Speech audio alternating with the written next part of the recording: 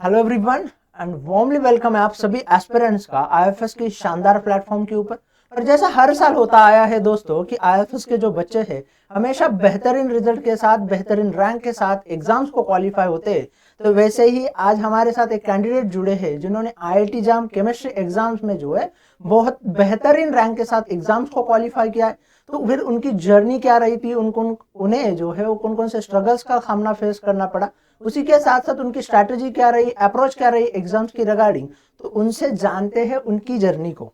तो फिर हेलो दोस्त। Good evening sir. Good evening. अपने बारे में थोड़ा हमें बताइए, अपने बारे में इंट्रोड्यूस कीजिए थोड़ा हमें। Myself Anushka Gaur and I am from basically from Dehradun Uttarakhand and I am currently in my final year in BSc from Sardar Bhagwan Singh university Dehradun. Okay, तो सरदार भगवान यूनिवर्सिटी देहरादून से ही है आप फिर। तो फिर हाँ जी। मुझे आपसे यह पूछना था कि जब आपने रिजल्ट चेक किया, जब आपको रैंक देखने को मिला, तो फिर उस टाइम आपकी फीलिंग क्या रही थी? जिस तरीके से एग्ज़ाम गया था तो एक्सपेक्टेड था मतलब कि अच्छे मार्क्स आ जाएंगे थोड़े, बट क्योंकि इस बार का पेपर थोड़ा सा अनएक्सपेक्टेड था, उसमें मैथमेटिकल पोर्शन थोड़ा आ गया था, इसलिए थोड़ा सा डिमोटिवेशन थी। बट रिजल्ट के बाद सेटिस्फाइड फील हुआ। ओके, रिजल्ट के बाद सेटिस्फाइड फील हुआ। तो फिर आप जैसे बोला कि आप देहरादून से ही बीएससी कर रही है, तो थोड़ा आपकी एजुकेशनल जर्नी क्या रही है, थोड़ा बताओगे हमें? Sorry sir, journey of education journey आपका जो भी। Education journey. ओके हम्म। ओके। एजुकेशन जर्नी बेसिकली मैंने ट्वेल्थ में सीयूटी का एग्ज़ाम भी दिया था, ओके। बट हाँ, जस्ट फॉर बैचलर्स मैंने दिल्ली यूनिवर्सिटी को ऑप्ट नहीं किया। मैंने सोचा अपने आसपास ही नियर बाय से कर लेती हूँ, क्योंकि मास्टर्स एक ऐसी चीज़ होती है जो आपको बेटर इंस्टीट्यूशन से ही करनी चाहिए ताकि आपको रिसर्च में हेल्प हो या जहाँ भी आप जाना चाहते हैं। इस वजह से मैंने आईआईटी जैम के लिए सोचा था। बाकी इंजीनियरिंग में मुझे इंटरेस्ट ज़्यादा था नहीं, तो मुझे एजुकेशन रिसर्च इस फील्ड में ज़्यादा इंटरेस्ट था, इसलिए मैंने बीएससी के लिए ऑप्ट किया। ओके, तो फिर बीएससी करते करते आपने प्रिपरेशन स्टार्ट की, कब आपने प्रिपरेशन स्टार्ट की आईआईटी जाम के लिए? मैंने थर्ड सेम में शुरू कर दी थी। बेसिकली फर्स्ट ईयर में आप अपने बेसिक कॉन्सेप्ट ही ठीक करते हैं, सेकेंड ईयर से ही आपको शुरू करना चाहिए बैच वगैरह के साथ। ओके, तो सेकंड ईयर से अगर आप प्रिपरेशन स्टार्ट करते हो तो आपको काफ़ी हेल्प होती है आईआईटी जाम का एग्ज़ाम क्वालिफाई करने में। सेकेंड। तो यस फिर यस। जैसे हम केमिस्ट्री को देखते हैं तो केमिस्ट्री का सिलेबस एक तो पहले ही बहुत वास्ट है। उसी के साथ साथ physical chemistry, inorganic chemistry, organic chemistry, उसी के साथ साथ एनालिटिकल केमिस्ट्री जैसे पोर्शंस को भी हमें पढ़ना पड़ता है। तो फिर इस डिफरेंट डिफरेंट यूनिट्स के लिए, डिफरेंट सब्जेक्ट के लिए आपकी स्ट्रैटेजी क्या रही थी? फर्स्ट मैं ऑर्गेनिक से बताना पसंद करूंगी कि ऑर्गेनिक थोड़ा सा फेवरेट सब्जेक्ट है। ऑर्गेनिक में बेसिकली क्या होता है, ऑर्गेनिक ना मैथ्स की तरह होती है। हम्म। जैसे आपको मैथ्स में पेन कॉपी के साथ पूरा प्रैक्टिस करना पड़ता है ना, ऐसे ऑर्गेनिक केमिस्ट्री में आपको रिएक्शन कर करके देखनी पड़ती है, तो कर करके ना वो फिर आपके माइंड में एक तरीके से एल्गोरिथम सेट हो जाता है, तो आप रिएक्शन कर सकते हैं। फिर फिजिकल केमिस्ट्री में मेन क्या होता है कि फॉर्मूला आपको पता होना चाहिए और यूनिट कन्वर्जन। अगर ये दो चीज़ पता है तो आप फिजिकल केमिस्ट्री आराम से कर सकते हैं। और इनऑर्गेनिक और एनालिटिकल केमिस्ट्री तो थोड़ी लर्निंग साइड में होती है, तो उसको आप मतलब डेली बेसिस पे रिवाइज करना चाहिए, शॉर्ट नोट्स बनाने चाहिए इनऑर्गेनिक के। तो ओके, इनऑर्गेनिक के शॉर्ट नोट्स बनाने चाहिए। तो मैंने हमेशा देखा है कि इनऑर्गेनिक केमिस्ट्री को हम एज एन एक्सेप्शन की तरह ही देखते हो, क्योंकि आप जब भी किसी भी कंसेप्ट को देखते हो उसमें आपको हर बार कोई ना कोई एक्सेप्शन एक्सेप्शन देखने को मिल जाता है। तो फिर उसके रिगार्डिंग आपकी क्या अप्रोच रही थी फिर? उसके लिए है कि इनऑर्गेनिक को थोड़ा जल्दी शुरू करो और जितने भी एक्सेप्शन आपको मिलते जा रहे हैं उसको ऐड ऑन अपने शॉर्ट नोट्स में करते रहिए। उससे क्या होगा, आपको याद रहेगा लॉन्ग टाइम तक। अच्छा, लॉन्ग टाइम तक उसमें आपको याद रहे। ऑर्गेनिक केमिस्ट्री को जब हम देखते हैं तो ऑर्गेनिक केमिस्ट्री में आपको डिफरेंट कैटालिस्ट, डिफरेंट टेम्परेचर और इसी के साथ साथ बहुत सारे कंपाउंड एक साथ देखने को मिलेंगे, मैकेनिज्म देखने को मिलता है रिएक्शंस का। तो फिर इतनी सारी चीज़ों को याद करना भी तो एक बहुत बड़ी बात होती है। तो फिर उसके लिए आपका क्या रहा था? सर यही है कि अगर आप टाइम से प्रिपरेशन शुरू कर लोगे, आपके बेसिक्स ठीक होंगे, तो आपको धीरे धीरे वो एक स्टोरी की तरह समझ आती रहेगी ऑर्गेनिक केमिस्ट्री, एक कोर की तरह, तो आप उसको आराम से समझ सकते हैं। मैकेनिज्म अगर आप आपका बेसिक अच्छा है तो मैकेनिज्म आप देख सकते हो कि इसके बाद कौन सा स्टेप होगा, पहले एसिड बेस रिएक्शन होगी, उसके बाद कौन सी रिएक्शन होगी, तो उस हिसाब से हो सकता है। और उसी के साथ साथ मैं थोड़ा और आगे जाना चाहूँगा कि जस्ट लाइक हम जब केमिस्ट्री को पढ़ते हैं तो स्पेक्ट्रोस्कोपी वाला पार्ट, स्पेशली मैं अगर एनएमआर स्पेक्ट्रोस्कोपी की बात करूँ तो हमें कुछ पता नहीं होता है, बस पीक दी होती है या फिर कंपाउंड के जस्ट ग्राफिकल एक्सप्रेशन होता है। फिर वो एक्सप्रेशन देख के हमें कंपाउंड्स को जानना जो है वो बहुत दिक्कत वाली बात होती है सारे बच्चों के लिए। तो फिर उससे रिगार्डिंग आप क्या कहना चाहोगे, आपका क्या अप्रोच रहा था?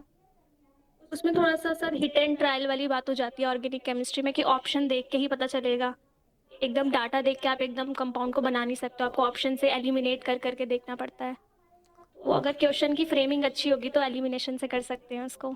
बाकी वो क्वेश्चन आता है इस तरीके से कि आप हम उसको एलिमिनेट कर सके, वैल्यूज को, वैल्यूज हमें ना बेसिकली याद करनी पड़ेगी सारी, तब हम एलिमिनेशन कर सकते हैं ऑप्शंस में। और उसी के साथ साथ मैं थोड़ा फिजिकल केमिस्ट्री से एक सवाल पूछना चाहता हूँ आपसे कि हाँ जब जी, हम हाँ जी। फिजिकल केमिस्ट्री को देखते हैं तो यस सर। कभी कभार क्या होता है कि just like chemical kinetics, chemical equilibrium और थर्मोडायनामिक्स, मतलब ये हाँ जी। तीनों के कंसेप्ट थोड़े हमें मैच होते हुए देखने को मिलते हैं। तो कोई सवाल जो है वो कंबाइन होके आ जाता है हमारे एग्जाम्स में। हम्म। तो फिर उसके लिए आपका क्या अप्रोच रहता है?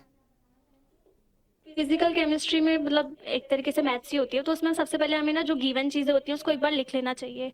जब हम लिखेंगे तो उससे रिलेटेड जितने फॉर्मूले हमारे माइंड में आएंगे उन सबको राइट डाउन करो, और उनका कनेक्शन ढूंढना है बस आपस में। जैसे उनका कनेक्शन मिलेगा हम उसको अप्लाई कर सकते हैं इजीली, कुछ ना कुछ रास्ता मिल ही जाता है।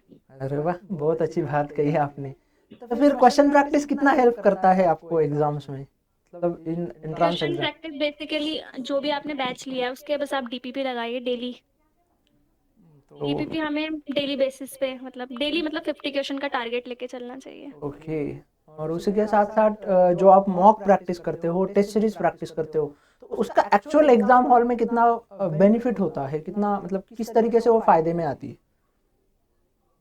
एक तरीके का फ्लो मेंटेन रहता है बेसिकली मॉक टेस्ट से। ऐसा तो हम एक्सपेक्ट कर नहीं सकते हैं कि सेम टू सेम या उसी लेवल के क्वेश्चंस आएंगे। मॉक टेस्ट से रियल पेपर थोड़ा डिफरेंट होता है, पर हमारा फ्लो मेंटेन करने में मॉक टेस्ट हमें बहुत हेल्प करता है। वो जो प्रेशर होता है अगर हम उसको रियल प्रेशर में घर में भी उसी प्रेशर से अटेम्प्ट करें तो वहाँ पे प्रेशर डील करने में हेल्प होता है। डायरेक्ट कॉन्सेप्ट या फिर ऐसे बहुत रेयर होता है कि एग्जैक्ट क्वेश्चन आ जाए। इस बार भी मैथमेटिक्स मॉक टेस्ट में थोड़ा कम था, लेकिन मैथमेटिक्स सडनली वहाँ पे काफ़ी ज़्यादा आ गया था। वो प्रेशर से डील करना जानता होगा उसने कर लिया होगा वहाँ पे। ओके, तो जैसे आपने कहा कि प्रेशर से डील करना अगर कोई जानता है तो वो अच्छे से आराम से एग्जाम हॉल में मतलब अच्छे से प्रिपेयर कर लेगा और अच्छे से उसका एग्जाम भी जाएगा। तो आपका क्या रहा था एग्जाम हॉल का एक्सपीरियंस पूरा?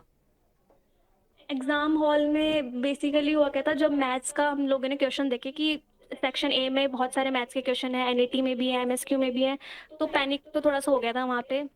मुझे याद है एक स्टूडेंट मेरे पास में बैठी थी, उसको लगा था कि वो गेट मैथमेटिक्स का पेपर आ गया है, तो फिर थोड़ा सा हो गया था वहाँ पे पैनिक का माहौल। पर वो ये कि अगर उसके चक्कर में हमें जो आता है हम वो भी खराब कर दें तो वो फिर थोड़ी स्टुपिडिटी होगी, तो हमने मैथ्स को थोड़ा सा साइड रख के जो क्वेश्चन आते थे हमने उस पर ज़्यादा फोकस किया। ओके, ये भी बहुत अच्छी बात है आपकी। तो फिर आगे का क्या सोच रहे हो अब? मुझे बेसिकली मैं अभी भी कोचिंग्स देती हूँ केमिस्ट्री की, 11th 12th केमिस्ट्री। तो मुझे टीचिंग लाइन में काफ़ी ज़्यादा है इंटरेस्ट, तो मैं assistant professor C NET NET की तैयारी करूँगी बेसिकली। अच्छा, नेट की तैयारी करोगे? हाँ तो जी। फिर मैं आपसे एक और सवाल पूछना चाहता हूँ, क्योंकि मैं भी फैकल्टी हूँ, आप भी एक फैकल्टी की तरह ही काम करते हो, तो फिर आपका काइंड ऑफ। मोटिवेशन क्या है या इंस्पिरेशन क्या है कि क्यों आपको फैकल्टी बनने में अच्छा लगता है, थोड़ा बताइए ज़रा। इसका बहुत बेसिक सा कॉज है, क्योंकि मेरी मदर जो है टीचिंग लाइन में काफ़ी सालों से काम कर रही हैं।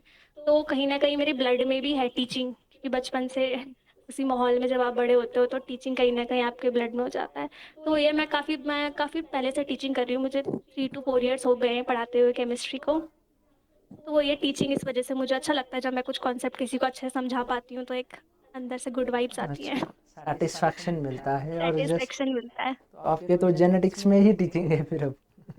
हाँ जी, हाँ जी। बहुत अच्छी बात है। तो फिर आपको और क्या पूछ सकते हैं आप? अगर मेरे साइड से तो मैं कम्प्लीटली आपसे बात कर चुका हूँ।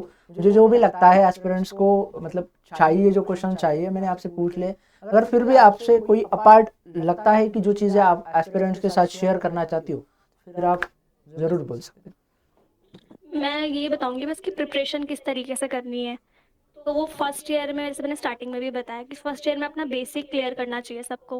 अगर आपका बेसिक क्लियर नहीं है और आप बैच खरीद के या जो भी अपना कर रहे हो, कुछ उससे कुछ फायदा नहीं है। जब तक आपका 11th 12th वाला बेस क्लियर नहीं होगा उस सब्जेक्ट को लेके और आपका उस पर इंटरेस्ट क्रिएट नहीं होगा, तो फिर आप सेकेंड ईयर से तभी उसकी तैयारी करो अगर आपका फर्स्ट ईयर में बेसिक उसका क्लियर है। उसके अलावा जब हम सिलेबस कर लेते हैं, तो सिलेबस ऐसा नहीं होना चाहिए कि सिलेबस पहले कर लिया फिर बाद में रिवीजन करो। जैसे ही एक चैप्टर कंप्लीट होता है वैसे ही उसका रिवीजन 5 से 6 बार हो जाना चाहिए, फिर उसके शॉर्ट नोट्स बनाने चाहिए। ऐसे करते करते सारे चैप्टर्स कंप्लीट करके और एंड में जितना जल्दी हो सके टेस्ट सीरीज लगानी चाहिए। जितनी ज़्यादा जल्दी टेस्ट सीरीज लगाओगे उतना ज़्यादा रिजल्ट्स आएंगे। ओके, तो थैंक यू सो मच। मैं यही दुआ करूंगा, यही आपको बेस्ट विशेस दूंगा कि आप जो भी ख्वाब देख रहे हो हर एक ख्वाब पूरा हो जाए। उसी के साथ साथ thank you so much for sharing your journey, your experience, your knowledge with us. And मुझे पक्का यकीन है कि आपने जिस कॉन्फिडेंस के साथ, जिस मेहनत आपने जो की है, वो आप मेहनत अपने नए आने वाले एस्पिरेंट्स को बताइए, तो यकीनन वो सारी की सारी मेहनत जो है वो नए एस्पिरेंट्स को बहुत ज़्यादा हेल्प करेगी। तो thank you so much Anushka ji. Thank you so much sir. Thank you.